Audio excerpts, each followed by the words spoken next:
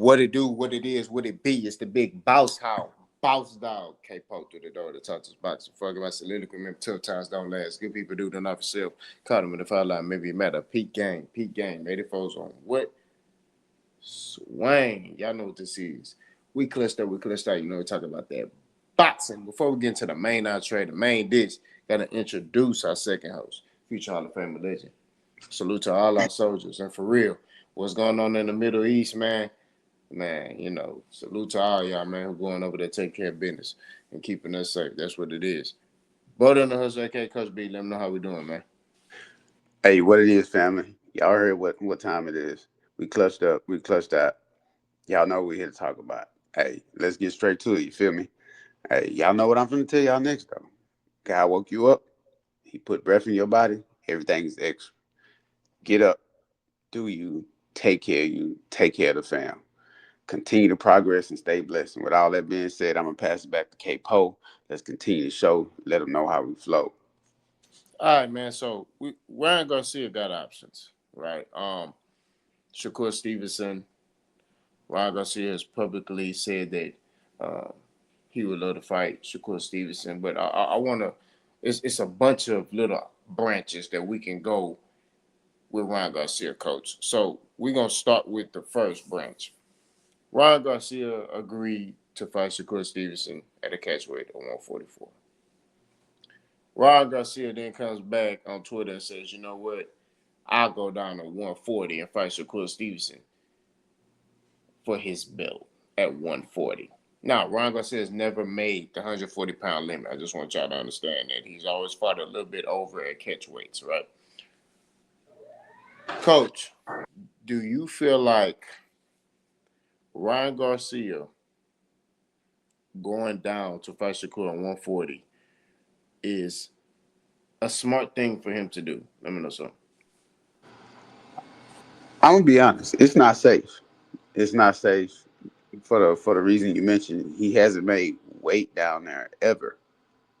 Not gotten close, not weight drain, not a fight with a rehydration clause ever. Dude has not ever made 140. So what makes you think at this point in your career, getting older, you're supposed to be getting wiser, but the tides seem to be flowing backwards right here. Why would you put yourself in a situation when y'all already ultimately agreed on a catch weight at 144, which I thought was cool for both of them? Why would you risk, you know, some more unnecessary obstacles as Ryan Garcia in your career at this point? I just don't understand it. Like I said, I'm just be straight up and down no side effects. It's not smart on his behalf. The 140 thing just doesn't make sense. That's in favor of Shakur Stevenson, and y'all already know how I feel about this fight. There's not too much Ryan Garcia can do against the Shakur Stevenson in this fight unless he can bait Shakur into coming forward and taking a lead in fighting. But I don't see that happening. But I'm gonna keep that short and sweet, just like that though.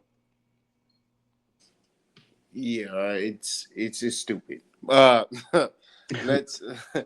So another olive branch with Ryan Garcia is his dad says tell Shakur Stevenson to come up to 147. His big bro did it, and his big bro, and we're talking about Terrence Crawford.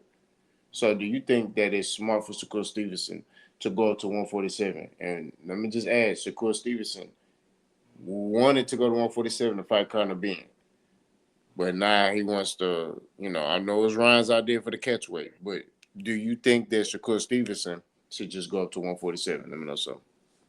I'll be honest, man. I think Shakur is finally starting to figure it out, and I think going to 147 would only propel his career in a positive way. Him staying down at 140 is cool too, but at the same time, if you're going to agree to fight Conor Benn at 147, why would you just not go up to 147 and deal with whoever up there anyway? But at the same time, as I digress, it just doesn't make sense again to say, hey, I'll fight at 144, which is only 3 pounds off from 147. But in the boxing world, we all understand that 3 pounds can make a difference in a fighter. But at the same time, if you're gonna say 144, then you say you'll fight Conor Benn at 147. but then backdoor and say, nah, we cool down here at 140. It's a lot of contradicting going on. So at the same time, again, it's just not making sense. These fighters are building all these parallel roads to travel down, but at some point, somebody got to get perpendicular and start crossing these lines. You feel me? Because it's just not making sense. And you would think at this point in Shakur Stevenson's career, he would be ready to exploit all options, and at the same time it still seems like he's a little bit indecisive on what he wants to do. But like I say, you if you're gonna consider yourself one of the best, you're gonna move like an elite, you're gonna move like a pound for pound fighter, you're gonna move like a Hall of Famer, you're gonna move like a great. Then at the same time, just like we said in the beginning, if your big bro can do it, he in there with you all day, damn near every day. Why you should be taking notes and you should be able to do it. You know, the blueprint is there. Again, it's different fighters. You got different fighters and different tasks you got to take on. But at the same time, you should Shakur Stevenson. They consider you one of the best in this era. Why not? Yeah, I agree. I think going to 147 um, will take him to another level. You know what I mean? Especially showing that like they living off of the skills pay the bills type thing, right? So if they're saying skills pay the bills and you're deemed as the most skillful guy, why not just go to 147, fight Ryan at 147?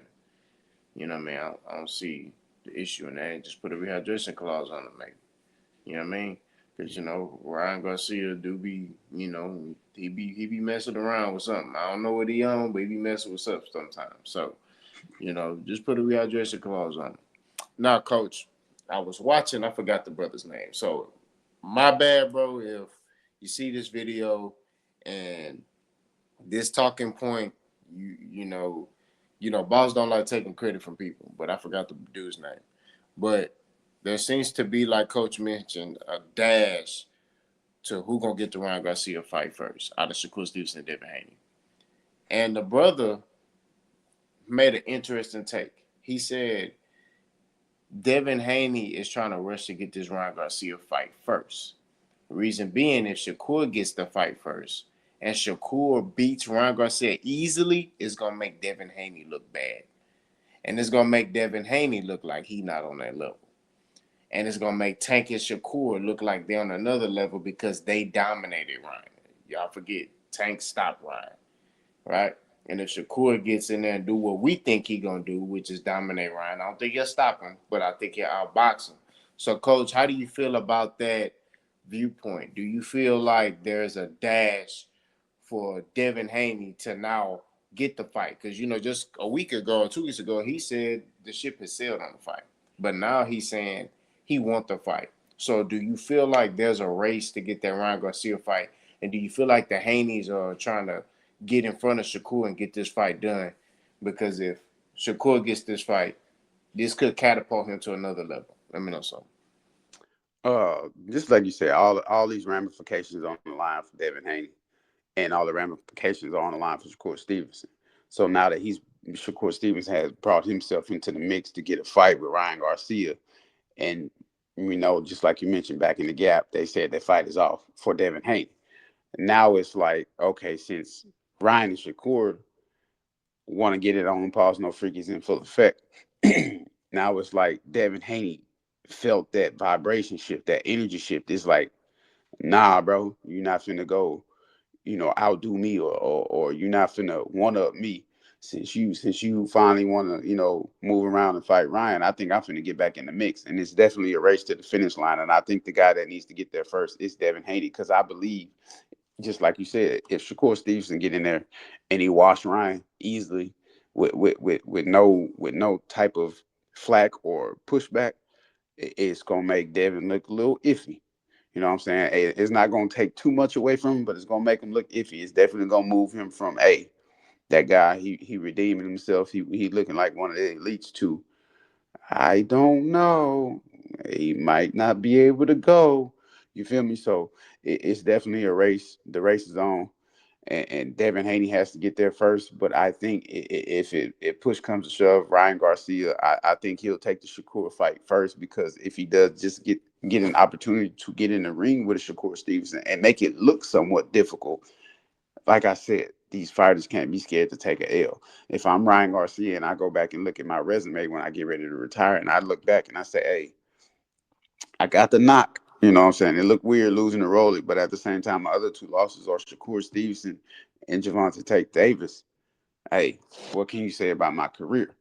But for Devin Haney, it's like, okay, you possibly lost to Ryan. I get it. You got your O back because of a faulty situation. But at the same time, if he doesn't get back in there before Shakur Stevenson and actually beat Ryan, not just get back in there, Devin Haney has to get in there and beat Ryan. Let me say that again.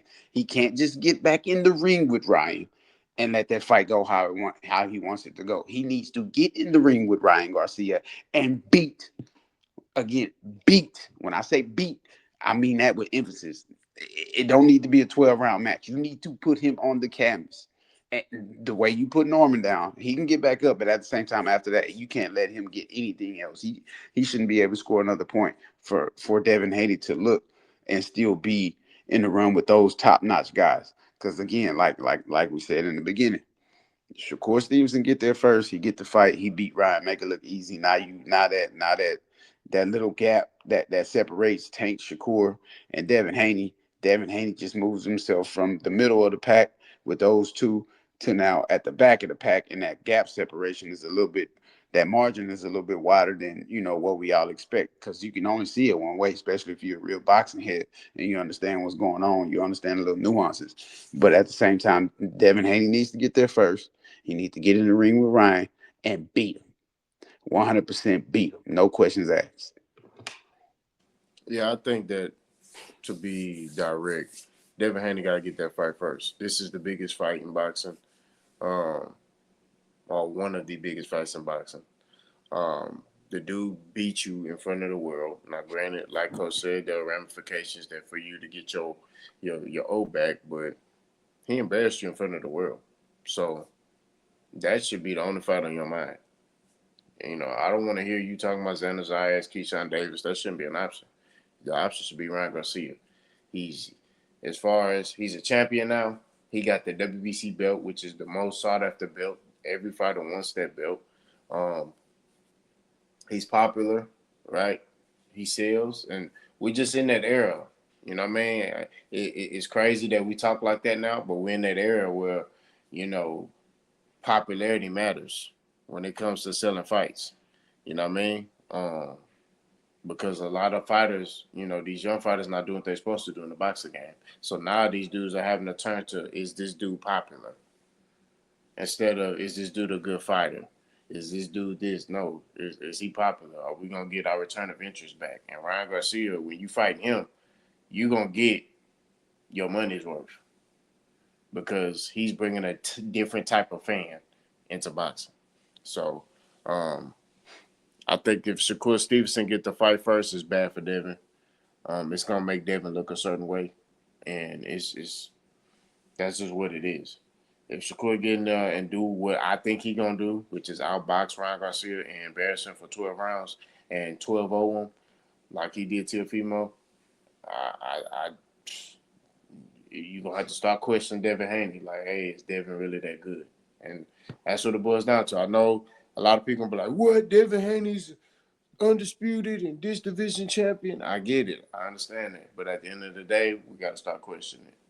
Because Ryan Garcia, I mean, Coach B, when you look at Ryan, is he skillful to you? Do you see Ryan Garcia as a fundamentally sound, skillful fighter in your eyes coming from a coach?